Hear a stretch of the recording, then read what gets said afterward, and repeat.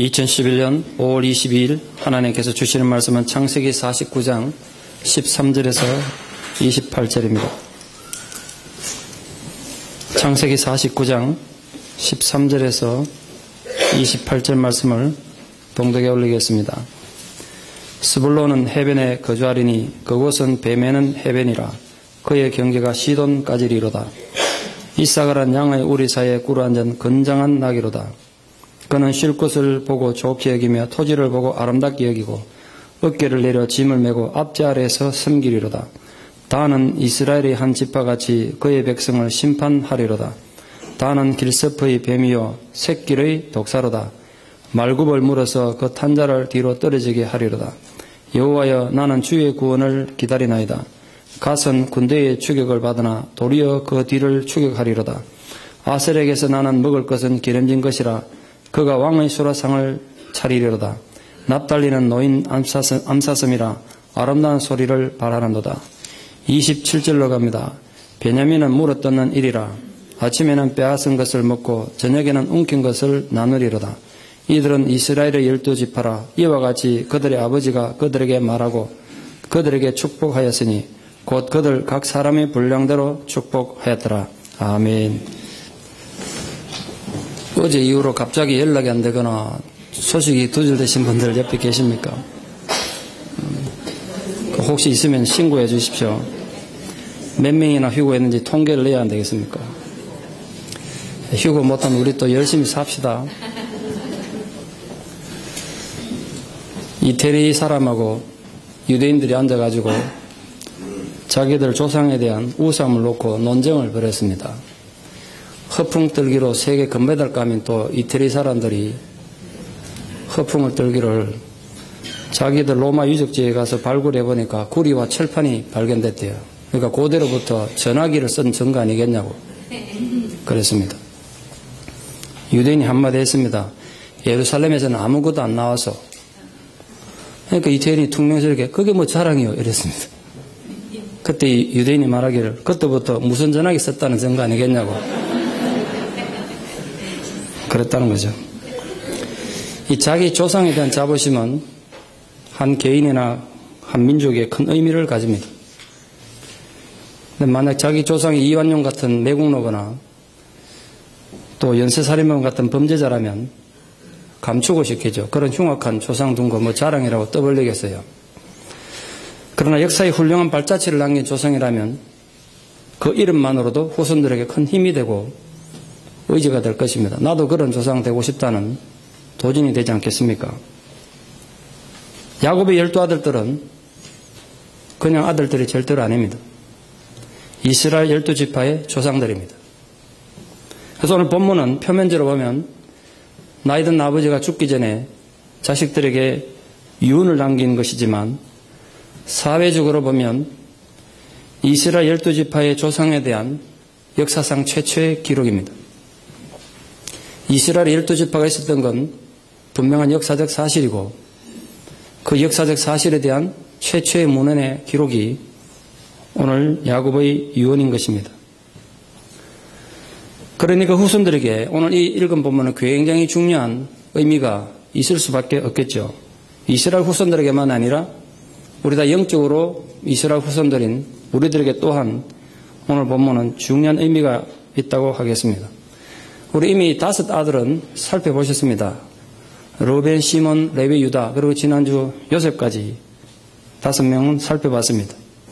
오늘은 그 나머지 아들들에 대한 유언을 살펴보고 이 시대를 살아가는 우리에게 주는 하나님의 교훈이 무엇인가 함께 그 은혜를 찾아보고자 합니다. 임종임박한 야곱이 아들 12을 다 불러다 놓고 유언과 축복을 하고 있습니다. 문제는 그 축복의 기준이 자신의 선호도에 따른 야곱의 마음에 얼마나 드느냐 이런 데 따른 것이 아니라 하나님 계시에 의한 것이었다는 점입니다.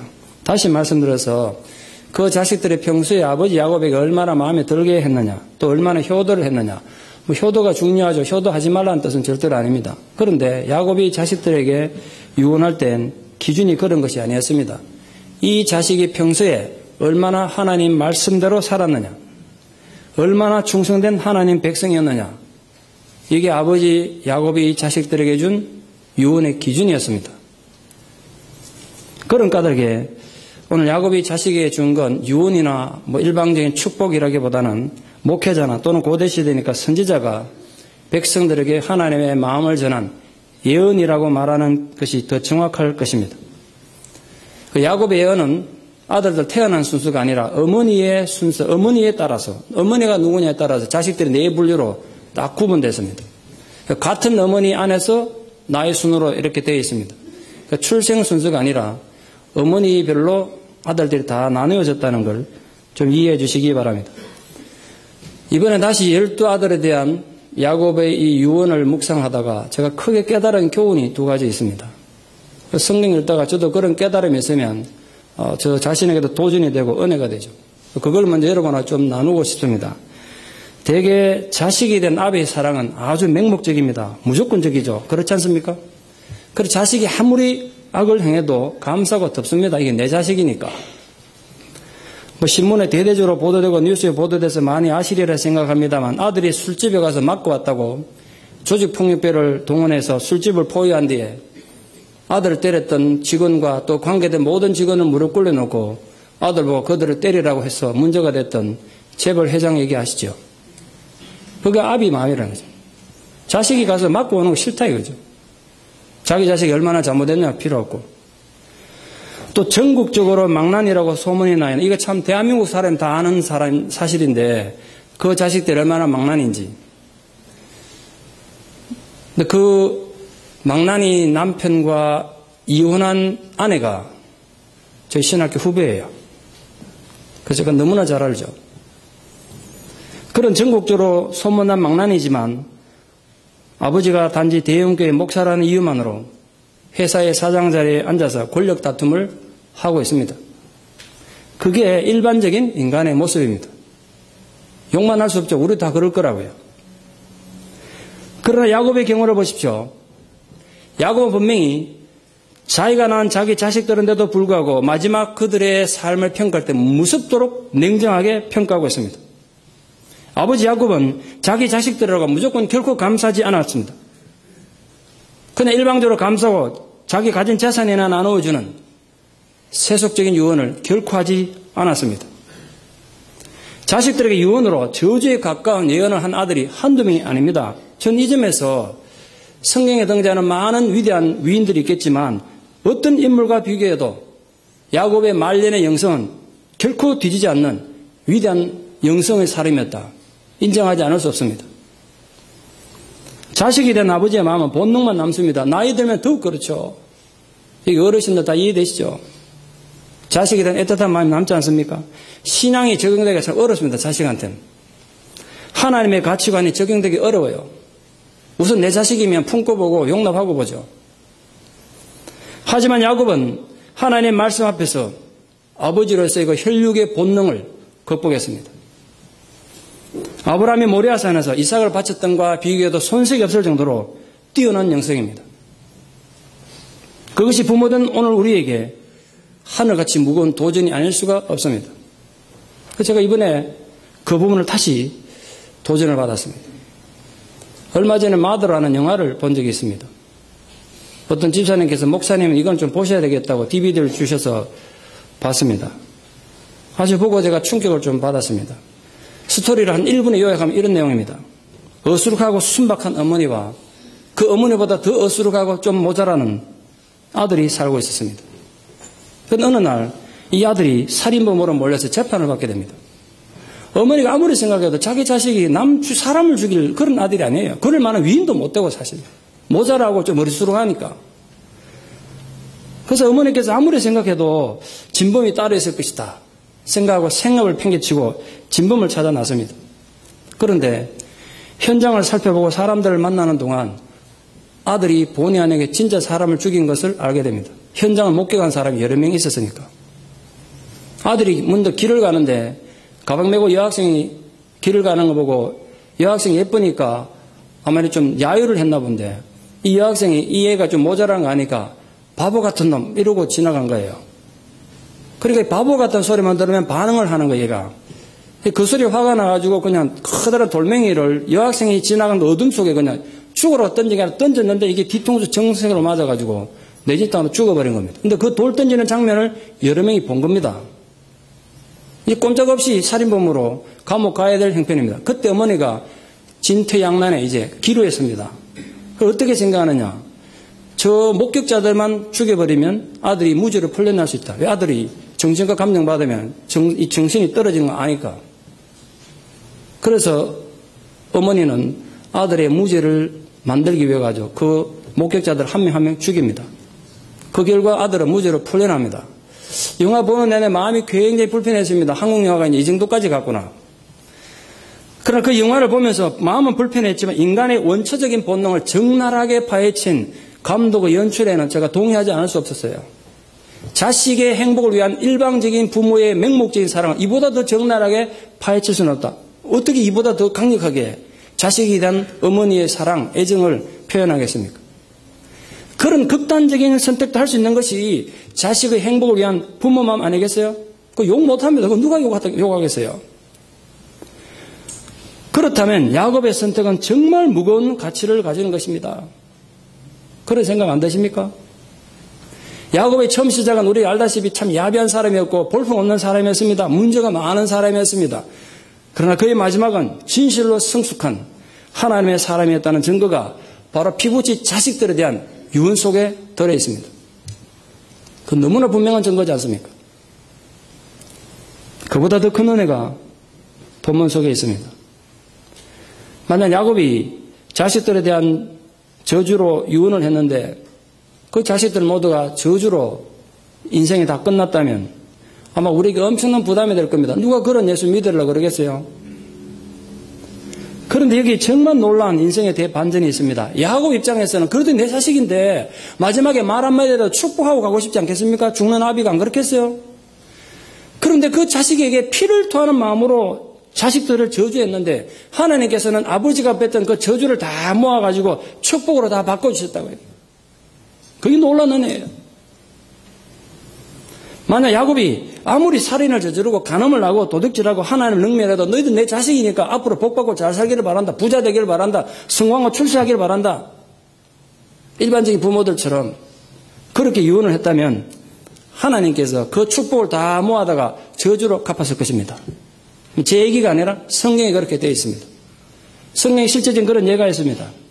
몸은 높아 대제사장이었던 엘리가 자식들이 아무리 악을 행하고 못된 짓을 해도 그걸 자꾸 듣고 감사하게만 하니까 결국은 하나님께서 나서셔서 그 자식들을 죽이기로 작정하셨다. 성경에 그렇게 기록되어 있습니다. 계속 감사하니까.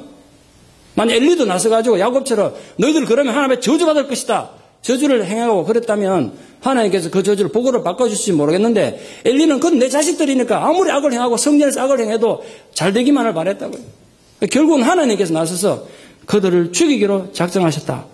그런 가슴 아픈 기록이 되어 있습니다. 야곱의 아들들의 경우 하나님께서 그 아버지로부터 저주받은 아들들 모두 어느 누구도 망하지 않고 이스라엘 12지파의 조상이 되도록 그 저주를 복으로 바꿔주셨습니다. 그 사실이 너무나 크게 와닿지 않습니까? 아버지로부터 그렇게 신랄하게 저주를 받았다면 당장 망하고 없어져야 될 텐데 왜 그들이 살아남아서 언약 백성들의 조상이 됐겠습니까? 그게 바로 은혜예요, 은혜. 다른 어떤 말로요, 어떤 기준으로 설명이 안 돼요. 왜 그 아버지가 뱉은 저주가 이루어지지 않고 다 민족의 조상들이 됐느냐? 그게 은혜란 말이에요. 그 똑같은 은혜가 오늘 예배드릴 우리 가운데도 부어져서 우리 또한 문제가 많고 저주받은 존재였을지 모르지만 하나님 백성이 될 수 있다는 야곱의 유언이 오늘 우리에게 주어져 있단 말이죠. 그게 은혜 아닙니까? 서무와 통관한 파람치한 범도 또 자기들 성질을 못 내겨가지고 성주민 전부를 집단 학살한 잔인한 살인자라 할지라도 오늘 본문에 등장하는 것처럼 남의 발 뒤꿈치나 물어가지고 넘어지게 만드는 길가의 독사 같은 잔인한 아들들이라도 모두가 하나님의 언약의 조상들이 됐습니다. 그 놀라운 축복이고 은혜 아니겠습니까? 전 개인적으로 이 야곱의 아들들에 대한 유언을 묵상하다가 마지막 최후 심판을 떠올렸습니다.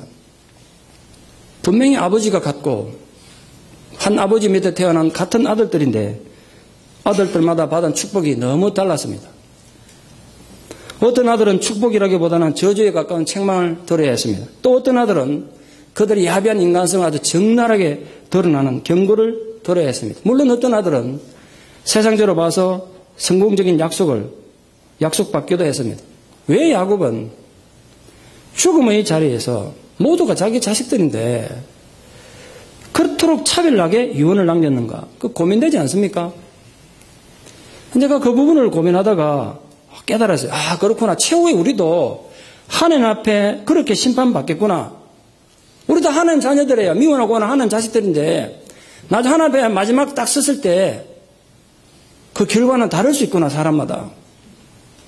그 살아있는 얘가 야곱의 유언이 아니겠는가. 그걸 제가 이번에 다시 깨달았습니다. 그런 배경의 이해를 가지고 오늘 나머지 7 아들에 대한 아버지 야곱의 예언을 간단하게 정리해보고 하나님 함께 은혜 나누기를 원합니다. 순서대로 제가 잠깐 정리를 하겠습니다. 스불론에 대한 예언은 한마디로 배 매는 해변에 거할 것이다. 그랬습니다. 역사 속에 보면 스불론 지파는 육지를 땅을 받았습니다. 원래 바다가 없는 내륙 지방에 땅을 분배받았다고요. 그런데도 배 매는 해변에 거한다고 축복을 했습니다.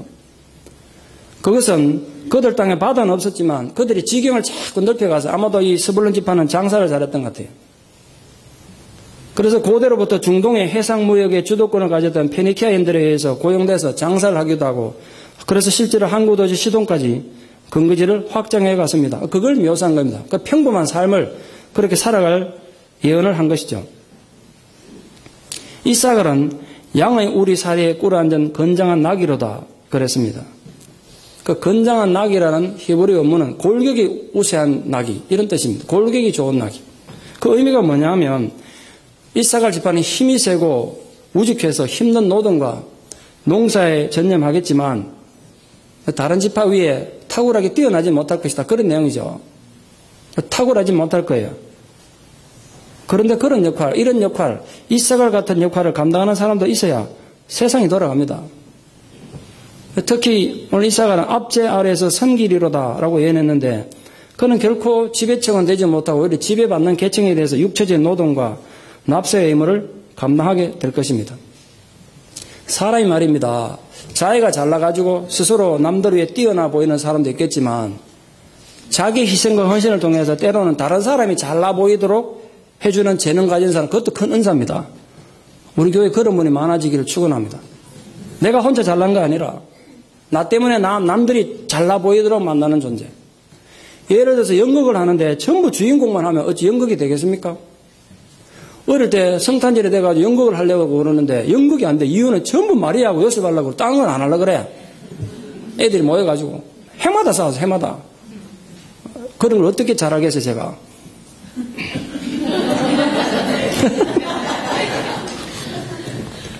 누군가는 악한 연기도 하고 종의 역할도 하고 뭐 쫄병 역할도 해야 제대로 된 연극이 되지 않겠습니까? 어떤 연극은 주인공보다는 그 악한 역할이나 조연들의 연기를 더 잘해서 더 재미있고 의미 있는 연극이 되는 거 아니겠어요? 인생이 연극과 같다면 오늘 본문에 등장한 12아들 12지파 모두 다 필요해요. 모두 다 필요해.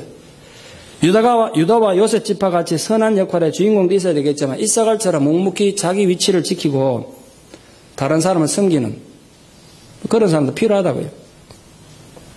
양우리 사이에 꿇어앉은 나귀를 상상해 보세요. 이 나귀가 자존심 있지. 양들 사이에 꿇어앉아 있다. 그 표현이 뭐겠습니까? 어떻게 보면 좀 게으르다고 생각할 수도 있는데 이 나귀와 같은 이사갈 지파는 그냥 쉴 곳이 있으면 마냥 좋은 거예요. 그냥 그곳이 어떤 곳이든 상관없어요. 어떻게 보면 좀 약간 모자라는 것 같으면서도 다른 사람을 잘 용납하는 그런 사람이 바로 이 이사갈 같은 사람입니다. 그 이런 사람 어디 가는 잘 자요. 아무리 남들이 속을 뒤집어 놔도 겉모자 눈만 깜빡깜빡 하다가 한숨 자고 나면 나 괴롭혔던 거 다 잊어버리고 웃고 사는 사람이야. 우리 같은 사람 누가 괴롭히면 밤에 잠을 못 자잖아요. 그런 건 없습니까? 이런 부디 이사갈이 되기를 축원합니다. 아무리 부부싸움 해도 옆에서 코 다랑 들고 골고 자는 거 은혜로 은혜.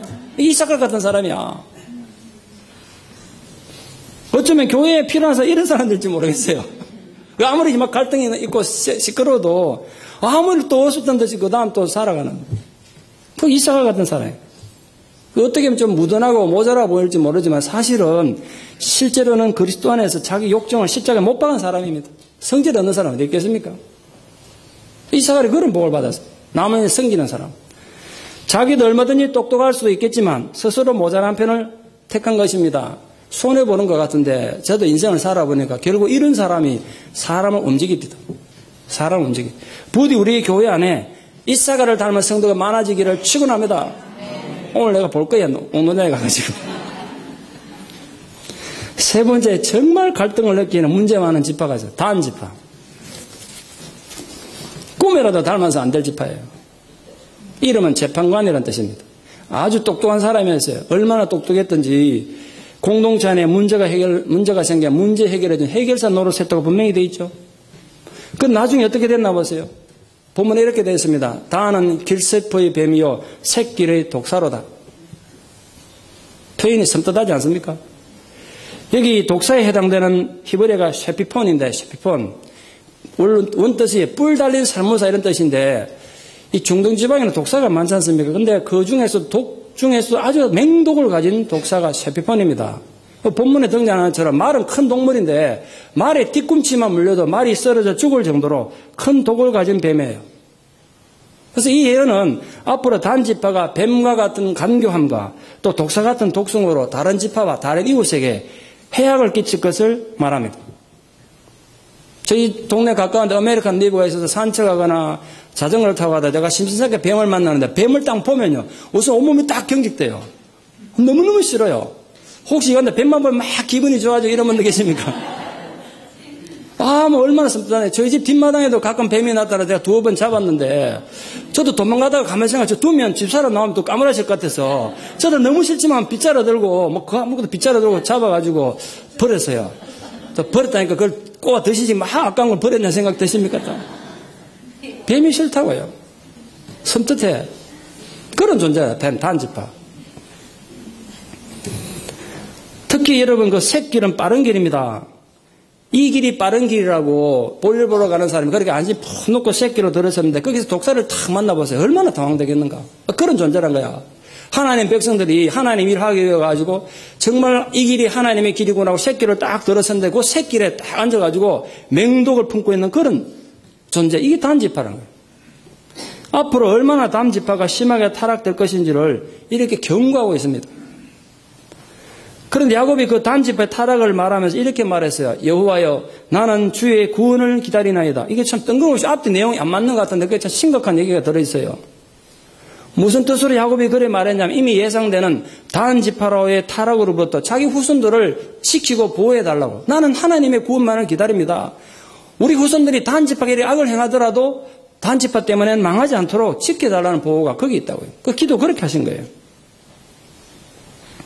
단지파는 자신을 믿었던 사람들이 새길인 줄 알고 길을 들어섰을 때 맹독으로 물어 죽이듯이 이스라엘 공동체에 나쁜 영향을 미칠 거란 겁니다. 주의하라는 경고죠. 만약 교회에 그런 존재가 된다면, 그런 존재가 있다면, 참 비극이 아닐 수 없죠. 비극이 아닐 수 없어요. 남의 발 뒤꿈치나 무는 독사 같은 존재, 그런 존재는 부디 안 되도록 기도하십시오. 착하고 좀 선하게 사셔야죠. 만약에 목사가 단 같은 목사가 돼가지고 맨날 성도들 발 뒤꿈치를 물면 재밌겠습니까? 마찬가지입니다. 성도인들이 그런 존재가 되면 안 된다고요. 저도 노력할 테니까 여러분도 노력하십시오. 얼마나 무섭습니까? 단지파가 그렇게 악을 행한 결과 치명적인 저주가 나중에 성경 뒤편에 가면 있습니다. 역사적으로 단지파는 하나님께서 땅을 나눠줄 때 사람들이 그렇게 호전지고 그러니까 블레셋 지파를 붙여줬어요.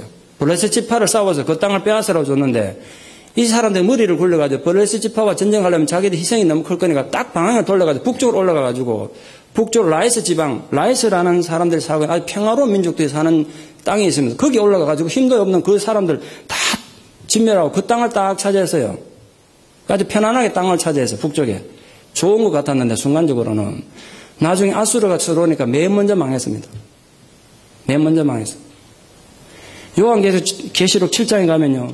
나중에 구원받는 14만 4천 이것도 참 이단들이 많이 시끄럽게 하는 14만 4천이 나오는데 거기에 각 지파의 이름들이 쭉 나옵니다. 그래서 각 지파에서 몇 명씩 구원받으니까 상징적인 겁니다. 상징적. 그런데 그게 단 지파 이름이 없다고요. 단 지파 이름이 없어. 하나님께서 나중에 계시록에 기록하기를 단 지파 같은 사람은 구원을 절대로 못 받는다고 이름이 없다고요. 무서운 경고 아닙니까? 원래 그 사람 야곱의 아들도 맞았어요. 나중에 계시록에 이름이 빠졌어요. 한때는 이스라엘의 재판장 역할을 하던 단 지파가 왜 이토록 타락한 존재가 됐겠습니까? 한때는 대단한 믿음의 사람, 훌륭한 믿음의 사람들이 왜 한순간 신앙을 버리고 타락의 길로 가버렸겠습니까? 그런 사람 주변에 많이 알고 있습니다. 한때는 대단했던 하나님의 사람이 있는데 사람이 한순간 헷가다 가니까 완전히 엉뚱한 식으로 살더라고요. 왜 그럴까? 고민하던 중에 제가 깨달은 지혜가 하나 있습니다. 누가 뭐라 그래도 결국은요, 그들이 진정으로 거듭나지 못했기 때문입니다. 진실로 그리스도와 연합한 경험이 없기 때문에 그렇습니다. 예배당 마당만 열심히 밟았을 뿐이지 진정으로 하나님 지성소 안으로 들어와서 그분과 인격적인 만남을 가져보지 못했기 때문에 이런 사람 넘어지는 건 시간 문제예요. 그런 자가 되지 않도록 정말 주의하십시오. 여러분 자신을 위해서, 여러분 자식들을 위해서 기도해 주십시오. 자식들 부자 되고 성공하라고만 기도하지 말고 이렇게 기도하셔요. 하나님, 내 자신이 부디 하나님 공동체 안에서 하나님 나라에서 단지파 같은 성도는 안 되기를 소망합니다. 우리 자식들이 앞으로 어떤 장소에 가서 어디에 가서 살더라도 단지파 같은 존재만은 되지 않게 하여 주시옵소서. 여호와여, 나는 주의 구원을 기다리나이다. 그렇게 기도하는 성도가 되기를 축원합니다. 네 번째로 갓은 처음에는 보잘것없었지만 나중에는 상당히 번성한 경우입니다. 군대에 공격을 받는다 그랬으니까 분명히 불리한 상황 아니겠습니까? 그런데 도리어 그 뒤를 추격하게 된다는 것입니다. 표면적으로 이건 갓 지파의 용감성에 대한 예언입니다. 실제로 갓 지파는 참 운이 없게도 세상의 성공의 기준을 보면 참 운 없이 땅을 배분받았어요. 갓 지파가 땅을 딱 배분받고 나니까 삼면이 강대국으로 딱 둘러싸인 곳에 있었습니다. 그러니까 원치 않게 늘 전쟁을 해야 했던 그런 지파입니다. 그러다 보니까 전쟁을 자꾸 하다 보니까 사람들이 용맹한 군사가 된 겁니다. 그 기록에 남아있어요. 역대상 12장 8절에 보면 갓 지파 용맹성을 이렇게 기록하고 있습니다. 갓 사람 중에서 광야에 있는 요새에 이르러 다윗에게 돌아온 자가 있었으니 다 용사여 싸움에 익숙하여 방패와 창을 능히 쓰는 자라. 그의 얼굴은 사자 같고 그 용기에 있다는 거죠. 사자 같고 빠르기는 산의 사슴 같으니. 그렇게 갓 지파를 묘사한 겁니다. 이들이 처음에는 어려움을 당하고 공격을 당했어요. 그러나 그걸 돌아서가지고 오히려 그 어려움을 이겨나가는 그런 하나님의 사람이 될 거란 겁니다. 우리 성도님도 인생을 사시다 보면 인생이 여러 가지 어려움에 쫓기는 경험이 많이 생기죠. 어려운 상황에 많이 빠지지 않습니까? 소망하고 축원하기를 그 어려움에 계속 쫓기지 말고 하나님 은혜로 돌아서서 오히려 그 어려움을 몰아내어가는 하나님의 위대한 승리자, 용사가 되기를 축원합니다. 그게 가시라고요. 다섯 번째 아셀입니다. 아셀. 행복한 자라는 뜻입니다. 그들에게서 기름진 것이 나며 왕의 수라상, 왕의 밥 먹는 수라상을 차릴 것을 예언했습니다.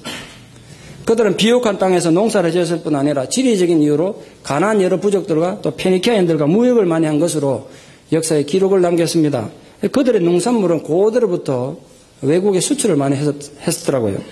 왕의 수라상을 책임질 만큼 이 팔레스타인의 이 척박한 땅과는 참 특別하게 이들은 보기 드물게 풍요로운 땅에 그에서 아름다운 식물을 얻었습니다.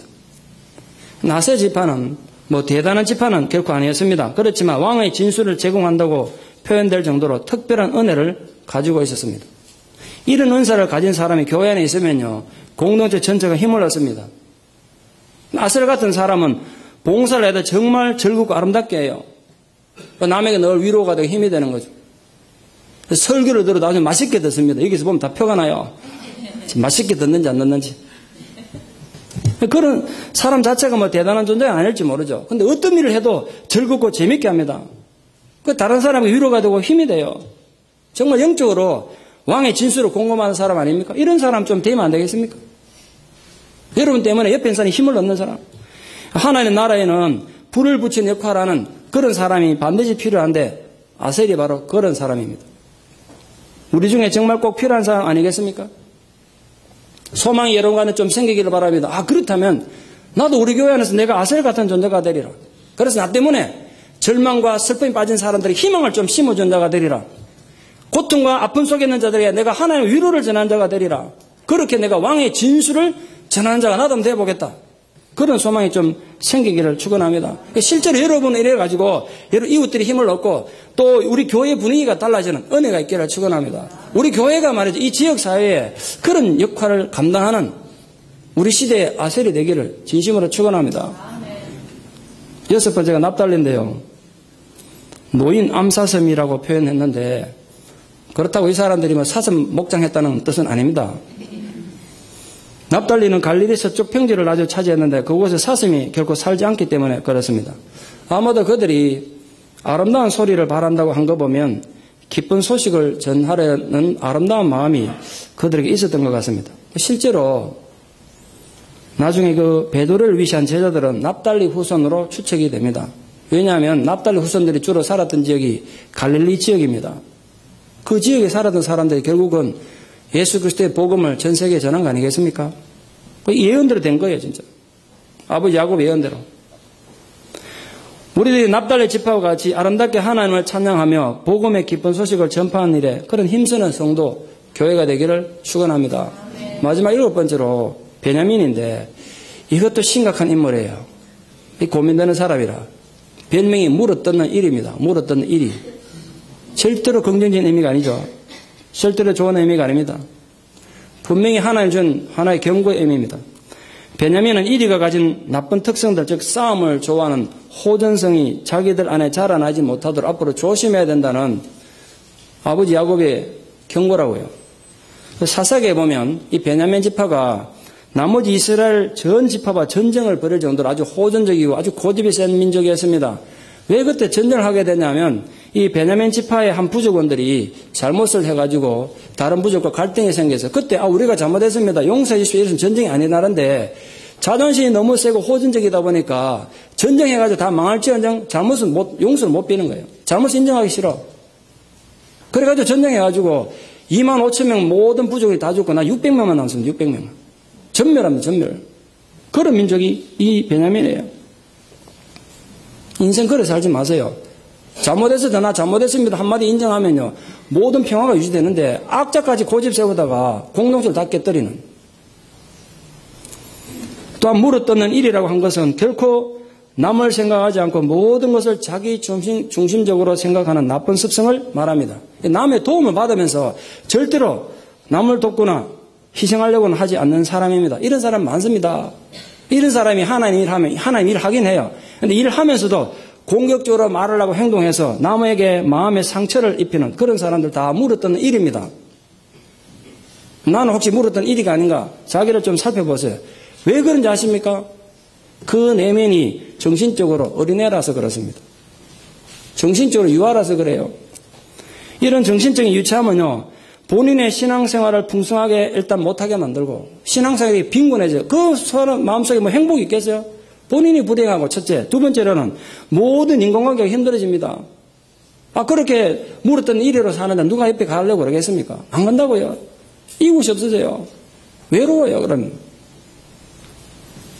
여러분 부디 물어뜯는 일이 같은 성도가 안 되도록 주의하십시오. 저도 그런 사람 만나면 겁납니다. 물어뜯을까 봐 또. 그러나 베냐민은 아까 단하고는 좀 다르게 그나마 마지막에 희망이 있습니다. 처음에는 문제가 있었지만 나중에 좋아진 경우를 할 수 있는데 왜냐하면 아침에는 빼앗은 것을 먹지만 저녁에는 어떻게 한다고 그랬죠? 자기 움킨 것을 나눈대요. 그나마 다행이라. 그때 고집 세우고 막 움켜있던 걸 나눌 줄 아니까. 자기 것을 나누는 여유를 가지게 됐다는 거예요. 그래서 여러분 주변에 납달려가지고 자꾸 말로 물었던 이리 같은 사람이 좀 참아주세요. 그러다 보면 이빨 다 빠지고 뭐 그렇겠죠. 그럼 나중에는 자기 것 나눌 거란 거예요. 자, 결국 12아들에 대한 야곱의 유언은 유언이라기보다는 축복과 저주에 대한 하나님의 판결문 같은 것입니다. 하나님의 엄숙한 판결문. 그런데 그게 분명히 기준이 있었어요. 어떤 기준으로 하나님께서 12아들에 대한 모든 미래에 대한 판결을 했느냐. 이렇게 표현되어 있습니다. 각 사람의 분량대로 축복하였더라. 각 사람의 분량대로 축복하였더라. 이 말은 야곱의 아들들이 예언하고 축복한 것은 결코 야곱의 개인의 편견이나 편에 의한 것이 아니었다는 거죠. 분명 하나님의 섭리와 뜻을 쫓아 선언한 것입니다. 같은 아버지 밑에 태어난 같은 아들들인데 그들이 마지막으로 받은 축복과 저주가 하늘과 땅 차이였다는 거 절대 잊지 마세요. 같은 교회 안에 같은 공동체로 같은 예배를 드리는 사람이었는데 나중에 하나님의 복과 저주는 하늘과 땅 차이를 받을 거라 저는 그걸 믿어요. 무서운 경고라고요. 같은 아버지 밑에 아들들인데 표면적인 축복의 차이가 너무 크기 때문에 이 불공평하다 생각될 수도 있죠. 어떻게 그럴 수가 있는가? 문제는요. 진짜 중요한 문제는 오늘 이 성경 창세기 이제 50장 한 장만 남겨놓고 있는데 이때까지 한 모든 창세기의 마지막 결론을 미리 하나 말씀드리면 여러분 가운데 모든 사람은 우리가 이때까지 살펴본 12아들 중에 한 아들의 자세로 인생을 살 것입니다. 여기 누구도 예외가 없어요. 그 12아들 중에 한 명으로 남은 생애를 살 거라고. 이때까지 살아왔고 또 앞으로 살아갈 것입니다. 여러분은 이 12아들 중에 누구랑 가장 닮았다고 생각하십니까? 자기에 대해서 아셔야 됩니다. 오늘 다시 집에 돌아가시거든. 12아들 길지도 않잖아요. 2, 3분이면 다 읽습니다. 10번만 읽으십시오. 10번만. 읽으면서 나는 지금 누구와 가장 닮았는가? 자기를 부디 좀 파악해 주시기를 간절히 부탁드립니다. 자기를 알아야죠. 사랑하는 성도 여러분, 하나님의 복은 성도 개개인의 믿음의 분량에 따라 주어집니다. 그게 성경에 올립니다. 박상호 목사 개인의 생각이면요, 뭐 들을 필요도 없고 기억할 필요도 없는데 성경에 이런 말이 너무 많습니다. 수백 번 있을 것 같아요. 너무 많아요. 너의 믿음의 분량대로 하나님께서 은혜를 주신다는 거. 그리고 지금까지 살펴본 12아들에 대한 하나님의 축복에서 너무나 우리가 잘 알 수 있듯이 여러분의 평소의 삶의 행적이 너무 중요합니다. 어떤 삶을 살았느냐가 너무 중요해요. 과거는 어쩔 수 없지만 그러니까 부디 오늘 현재부터 현재의 삶, 미래의 삶 잘 살아가십시오. 왜냐하면 지금의 삶이 미래에 내가 받을 복의 분량을 결정하기 때문에. 그래 공평하지 않습니까? 공평하신 하나님. 내 그릇이 얼마나 준비되었냐에 따라서 하나님의 축복이 달라질 수 있습니다. 문제는 내 그릇이 얼마나 크고 깨끗하게 준비됐냐 그거죠. 아무리 악을 행하고 못되게 살아도 대단히 착하고 아름답게 산 사람은 아주 상급이 똑같다. 구원이야 똑같이 받겠지만 하나님 상급이 똑같다면 불공평하죠. 분명히 상급은 다르다고 예수님 비유에도 수없이 등장하잖아요. 우리는 흔히 하나님께서 왜 나에게 복을 주시지 않는가 하고 원망하기 참 쉽습니다. 그런데 우리가 반드시 먼저 알아야 될 것이 있습니다. 하나님께서는 각 사람에게 복을 주시되 분명히 각 사람 분량대로 주세요. 분량대로. 신약에 이 얘기가 얼마나 많이 등장합니까? 바울의 말 속에. 각 사람 됨됨이에서 정해집니다. 절대 잊지 마십시오. 다른 이들을 위해서 내가 얼마나 봉사했는가? 내가 어느 정도 희생하고 노력했는가? 수많은 갈등 앞에서 얼마나 침착하고 대범하고 혹은 용기가 있었는가? 그 분량에 따라서 우리 서로 다른 축복을 받게 될 것입니다. 우리가 할 일은, 오직 내가 할 일은 내 자신의 그릇을 키우고 준비하는 일입니다. 그릇은 기껏 조그마한 찻잔만큼 준비해 놔놓고 여기다가 태평양 바닷물 다 담으려고 그래보세요. 첫째는 어리석고요. 두 번째는 본인이 지쳐요. 지친다고요. 무슨 희망이 있고 소망이 있겠어. 해도 안 되니까. 바닷물은 저렇게 많은데 안 당기죠. 이게 당깁니까? 은혜가 없어서가 아니라니까요. 교회 와서 은혜를 못 받아서가 아니에요. 문제는 내 그릇의 문제라는 내가 알게 돼서. 목사님 저도 마찬가지예요. 그릇의 문제라 그릇. 목사 그릇이 크면요. 하나님께서 많이 담아주고 안 되면 그릇이 한계인데 어떡하겠어요. 담을 수가 없는데. 그래서 제가 다른 어떤 것보다 누가 나를 아무리 괴롭히고 힘들게 해도 내 그릇을 키워야 되는구나. 이걸 깨달았어요. 내 그릇을 키워야 되는 거예요. 여러분 정말 부탁드립니다. 여러분 먼저 원하는 것을 충분히 담을 수 있는 큰 그릇을 갖추십시오. 그게 지금 야곱의 아들들 보고 깨달은 거예요. 억울한 상황에서도 자기를 부정하며 신앙의 품위를 지키는 것. 고통 중에도 인내하는 것. 내게 닥친 고난을 오히려 감사하고 성숙한 신앙이 되고자 애쓰는 것. 공동체 안에서 평안을 위해 그 공동체의 평안을 유지하기 위해 나의 평안을 희생하는 것. 이 모든 것이 나의 그릇을 키우는 일입니다. 또 어려움에 찬 이웃을 모른 체 하지 않고 할 수 있는 한 적극적으로 돕는 것. 마음으로라도 말이라도 말이죠. 꼴 좋다 이런 마음 갖지 말고 옆에 어려움 당한 이웃이니까 내 형제와 내 친형제와 내 정말 친동생처럼 생각하면서 좀 마음을 나눠서 좋겠습니까? 더 중요한 건 자신에게 있는 죄된 모습을 발견하고 고치려고 노력하는 것. 제가 분명히 하나님의 이름과 예수 그리스도 이름과 성령의 이름으로 선포하는데 여러분 모두는 죄인입니다. 믿습니까? 모두가 죄인이에요. 중요한 차이는 내가 죄인이냐 깨닫느냐 못 깨닫느냐 그 차이뿐이지. 그 자기 죄를 깨달은 죄인과 못 깨달은 죄인만이 여기에 있습니다. 깨달았다고 다 되는 게 아니라 깨달은 걸 어떻게 할 거냐 이제. 고치려고 노력하셔야죠. 그게 하나님 앞에 내 그릇을 키우는 거예요. 내 그릇이 크고 아름다울 때 하나님께서 틀림없이 거기에 알맞는 복을 허락하실 것입니다. 결론적으로 주어진 이 엄중한 교훈에 부디 귀를 기울여 주십시오. 야곱의 아들들이 같은 아버지 밑에 태어난 같은 형제임에도 예언의 내용이 하늘과 땅 차이로 달랐던 이유는 그들 각자 믿음의 분량이 달랐기 때문입니다. 제 얘기가 아니잖아요. 분명히 성경에 그들의 분량대로 줬다고 그랬지 않습니까? 이 사실은 오늘 우리에게도 굉장히 중요한 힌트가 됩니다. 야곱의 12아들들처럼 교회 안에도 믿음과 인격, 충성된 헌신과 성숙한 인간관계 등 모든 면에서 다양한 지체가 존재하는 걸 인정합니다. 다양한 지체가 존재하죠. 문제는 나의 믿음의 분량입니다. 할 수 있거든 여러분 믿음의 분량을 키우십시오. 인격의 그릇을 키우십시오. 내가 하나님 앞에 받는 복은 절대로 내 인격의 그릇을 넘을 수 없습니다. 그 한계 내에서만 받습니다. 결론을 맺겠습니다. 태초에 하나님께서 천지 창조를 다 마치신 후에 안식하고 계셨습니다. 근데 어느 날 머리 나쁜 당나귀가 쫓아와가지고 하나님 나 또 내 이름을 잊어버렸어요. 내 이름이 뭡니까? 물으러 왔어요. 이게 한두 번이 아니야. 하도 안 돼가지고 하나님께서 당나귀 귀를 딱 잡고 잡아 당기면서 내가 네 귀를 좀 잡아 당겼다 오늘부터. 근데 나 또 앞으로 이름 잃어버리거든. 네 귀를 만져봐. 너는 귀가 기니까 당나귀야. 그래 가르쳐주셨다는 거야. 그래서 당나귀 귀가 길대요. 뭐 믿거나 말거나. 조금 있으니까 이번에는 오스리와 토끼가 나와서 탄원했습니다. 하나님 침을 가진 이 벌이 자꾸 우리 쏘아대가지고 못 견디겠습니다. 빨리 해결해 주십시오. 하나님 들으시고 그래. 오늘부터 벌의 침은 일회용이다. 한번 쏘고 나면 벌도 죽는다. 그러니까 벌은 침을 쏠 때 자기 목숨을 걸 만한 일에만 쏴라. 그러니까 오스리와 토끼가 기뻐서 돌아갔습니다. 그 얘기를 옆에서 보고 있던 양이 나타나가지고 하나님 앞에 탄원을 했어요. 하나님 저는 다른 동물들이 괴롭혀서 도저히 못 살겠습니다. 저를 좀 도와주십시오. 하나님께서 양을 이렇게 내려다보고 생각하시면서 말씀하셨어요. 내가 너를 너무 순전하게 만든 것 같구나.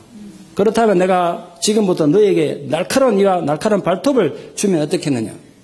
양이 펄쩍 뛰며 말합니다. 아닙니다. 하나님 전 그렇게 육식하는 맹수 같은 그런 나쁜 동물은 되고 싶지 않습니다. 하나님께서 그렇다면 너 입속에 뱀처럼 독을 넣어주면 어떨까? 싫습니다. 뱀처럼 미움받으며 살고 싶지는 않습니다. 그렇다면 네 이마에 뿔을 달아주면 어떻겠냐? 그럼 누가 괴롭혀 뿔을 박아버리면 어떻겠냐? 그때 양이 고개를 가로저며 한숨을 쉬더니 이렇게 대답했어요. 전 그냥 이대로가 좋겠습니다. 하나님. 이대로 살겠습니다. 그럼 이런 말 했어요. 누구를 해칠 능력을 가지면 자꾸 해치고 싶지 않겠습니까? 내가 나가서 남에게 옳지 않은 일을 하는 것보다 차라리 옳지 않은 일을 당하고 사는 게 낫겠습니다. 이러고 쓸쓸히 돌아가더란 거예요. 근데 그 쓸쓸히 돌아가는 양의 뒷모습을 보고 하나님께서 그렇게 축복하셨다는 거죠. 착하고 아름다운 양아, 너는 참 힘이 없어서 땅에서 어름당하겠지만 그래도 어떤 짐승에 비해서 평안하게 살게 될 것이고 너의 이름은 어질고 착한 모든 이들의 상징이 될 것이고 궁극적으로는 구원의 상징이 될 것이다. 그리고 어떤 동물보다도 번성하게 될 것이다. 정채봉 선생에서는 멀리가는 향기라는 책에 나오는 우화입니다. 제가 우화를 읽고 생각했어요. 아 그렇구나. 성도가 말이야 세상을 살다가 차라리 남에게 악을 당할지언정 악을 행하는 존재는 안 돼야 되는구나. 그게 12아들에 준 하나님의 복이구나. 여러분 보시죠. 12아들 복에 보면요. 남에게 악을 행하는 이런 아들도 있었지만 일방적으로 당하는 아들도 있었지 않습니까? 선택은 내가 하는 거예요. 어떤 아들이 되고 싶습니까? 부탁합니다. 힘 있고 능력이 있다고 남에게 함부로 휘두르지 말고 말 잘한다고 말로 남을 괴롭히지 말고 내게 권세가 있다고 남을 괴롭히지 말고 차라리 당하고 사십시오. 그래 하나님이 책임지십니다. 여러분은 어떤 신앙의 색깔을 가지고 살고 싶습니까? 절대로 손해도 안 보고 절대로 남의 입장 따위는 생각도 하지 않고 절대로 내 성질은 죽이지 않고 독침 쏘면서 그래 살고 싶습니까? 내 인격의 수준이 내 믿음의 분량입니다. 그리고 내 믿음의 분량이 하나님의 축복을 담을 수 있는 그릇입니다. 부디 사랑하는 모든 성도님들은 천국을 담고도 남는 깨끗하고도 넉넉한 영혼의 그릇이 되어가는 이 시대의 축복받은 하나님의 자녀들, 야곱의 자녀들 되기를 진심으로 축원합니다. 기도드리겠습니다. 사랑의 하나님 은혜를 감사합니다. 이 종말의 시대에 많은 혼돈과 어둠이 있지만 우리가 오늘도 하나님 앞에 머리 숙여 기도드리옵는 것은 우리의 분량대로 하나님 앞에 은혜 받는다는 이 엄중한 사실 앞에 우리가 머리 숙입니다. 야곱은 자기 핏줄 자기 자식들임에도 불구하고 그들을 엄중히 판단해서 축복과 저주를 그들의 믿음의 분량대로 나누어 주었습니다. 하나님, 나는 오늘 이 야곱의 12아들 중에 어떤 아들입니까? 나는 정말 어떤 아들인지 알고 싶습니다. 하나님, 우리를 깨닫게 도와주시고 우리의 영혼의 눈을 떠서 나는 어떤 아들인지 알아서 하나님 주신 축복이 있다면 그 축복을 잘 관리할 수 있는 자식이 되게 도와주시고, 내 안에 혹시 단이나 납달리처럼 고쳐야 될 것들이 있습니까? 그걸 깨닫고 고쳐서 우리 모두가 축복받는 주의 자녀들, 주의 후손들이 되게 하여 주시옵소서. 이 시대 진실로 야곱의 복된 자녀가 되어 담장을 넘어가는 하나님의 복된 은혜를 이 세상과 아름답게 나누는 믿음의 승리자가 되게 하여 주시옵소서. 예수님 이름 받들어 기도드리옵나이다. 아멘.